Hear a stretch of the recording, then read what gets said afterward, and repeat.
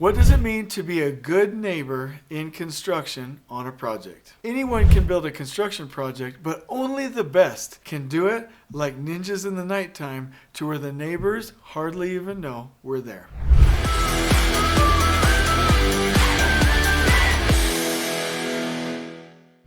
I'm going to give you steps in this video where even the neighbors outside of your project limits can really like you and the rest of the project team. Would you also like to know how the building owner can start to see you as an extension of them and their team and their interests? And would you really like to step up your game and be able to take care of everyone and treat everyone like customers? Would you like to be the best of the best? If yes, then stay with us on this video on how to take care of everyone, including the neighbors outside of your fence. All right, so what does it mean to be a good neighbor? Let's talk about this right now. In lean thinking, there is this concept of customers. So the building owner is not your only customer. Your customers are actually your building owner and the neighbors, the motorists, the pedestrians, your trade partners, your vendors, yourself, right? And other departments that your customer interfaces with. Everybody, right?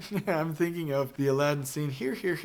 Everyone is a customer. And so if you remember that, you'll realize, hopefully, that the same level of service you provide to the building owner is the same level of service that we provide to all of these other entities. And yes, it is possible, especially the neighbors around your project that are affected by the construction project itself. So as a brief summary to head into this video, which I'm super excited about, you can be a good neighbor or treat your owner like a customer when you see things like they see them, understand risks the way they understand them, and when you actually care for customer needs. You can treat your neighbors like clients and customers when you help reduce the noise, the dust, the impact, the hours, their access to their residences and to their walking paths and their drive paths. You can treat your trades and vendors like customers and clients when we really take care of their flow. We enable them to be successful on our projects, where we really respect their people and their conditions, and where we provide proper conditions to support them on site. And you can treat yourself well when you take care of your needs, speak up for yourself, and really find that win-win. So really, everyone on the project is a customer, and only the best of the best superintendents, project managers, construction leaders know how to take care of all of them at the same time and provide a plan and execute a plan that is able to do so. Anyone can go build a project and make everyone mad. Anyone can go myopically just take care of the needs of the customer at the expense of others. But only the best can do it while caring for people. And that's what I want for you.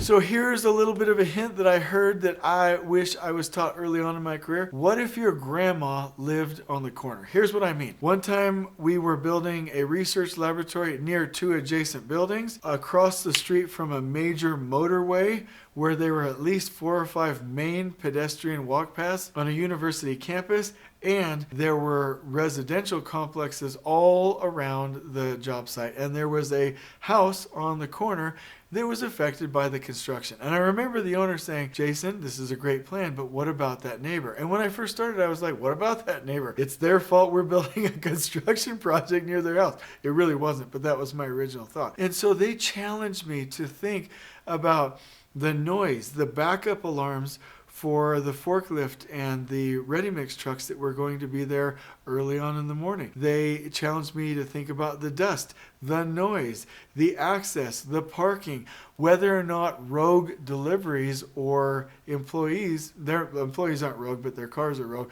would go park in their parking spot. And so it opened up this whole new world of thinking about others in addition to our needs.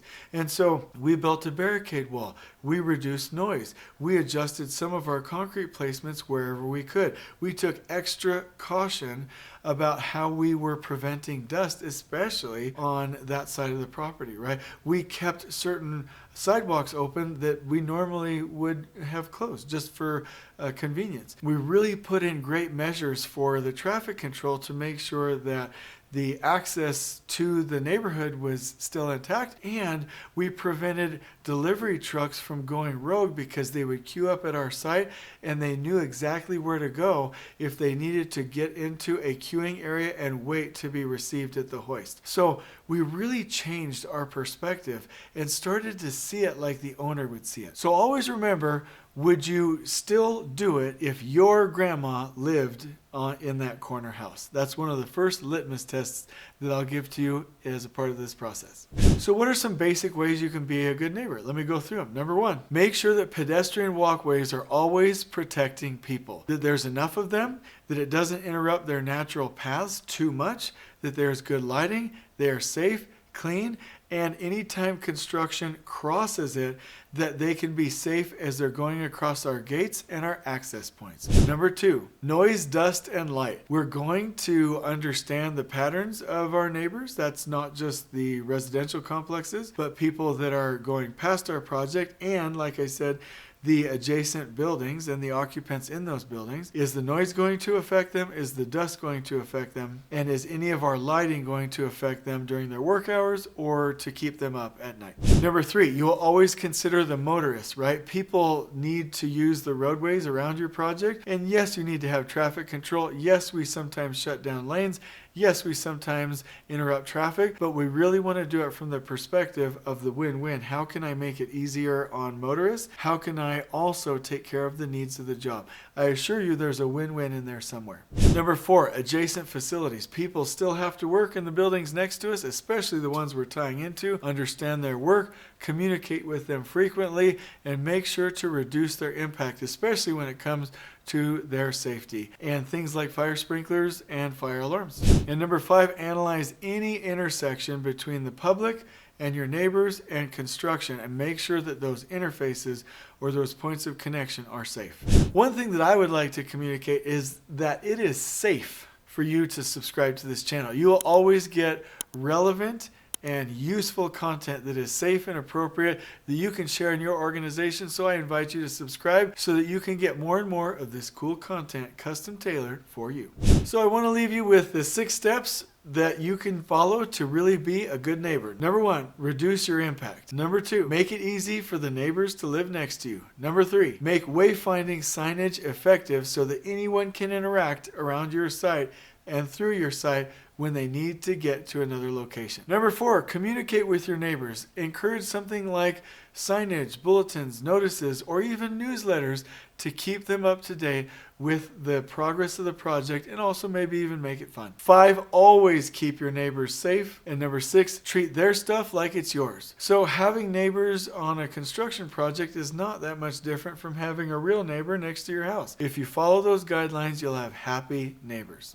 And I love the quote from one of the building owners that one time was coaching me in this direction. He said, Jason, it should be like ninjas in the night. Have that building show up like it was a surprise to the people around you because it was so little impact. Let me tell you a quick story as I close this out, because this is very relevant. If you do this, your owner will see you as an extension of their team, and you will have such a better experience with less friction with the people around you, because they can make your life a living HE double hockey sticks. So I'll tell you, one time there was a fire truck that was passing the project that I was building with the team. It went past, I went outside, said, oh, yep, that is not a fire truck for our project. It was for the neighboring project that was doing a project for the same owner. I said, up, hands off, not my problem. I got a call from our project executive and from the building owner saying, hey, Jay Money. They didn't say that. They were like, Jason, why didn't you notify us of this fire truck? Well, it was another contractor, a different site. And they relayed to me, hey, it still affects the neighbors. It still affects us. You need to report things like this and help be a good neighbor and help us with our mission of building these 2 projects safely and on time. Why did you not go help? Why did you not offer assistance? Why did you not notify us?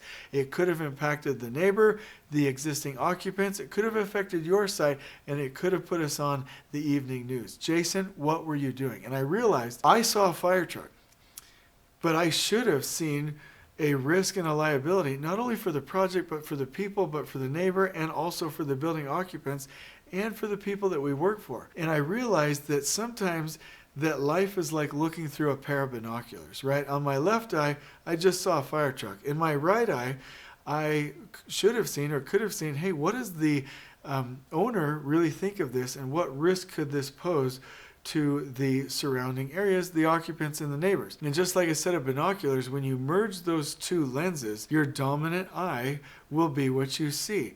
And so I had not yet let my perspective of where the owner or the neighbors were coming from become my dominant eye. After that, I always saw things from other people's perspectives. So when it came to us tying into the fire alarm, I was over there in that building looking at the customer experience. When it came to ready mix trucks placing early in the morning, I would go walk over to that neighbor and say, how does this affect them? When it came to dust, when it came to noise, when it came to lighting, anything that we did, I switched my perspective from just seeing what I wanted to see to seeing it from my customers or my neighbors and my owner's perspective, and everything changed. So just remember, being a good neighbor means sometimes changing your perspective and looking at it from the other person's point of view. And I really want this for you, because when this happens, not only do you have less friction, but you have a better relationship with that owner and a better chance of landing that next project. So I'm going to link you in the description below to a blog post that specifically talks about how you can be a great neighbor to the people that you're building next to for your project. I hope you put it to good use and that you love it. On we go.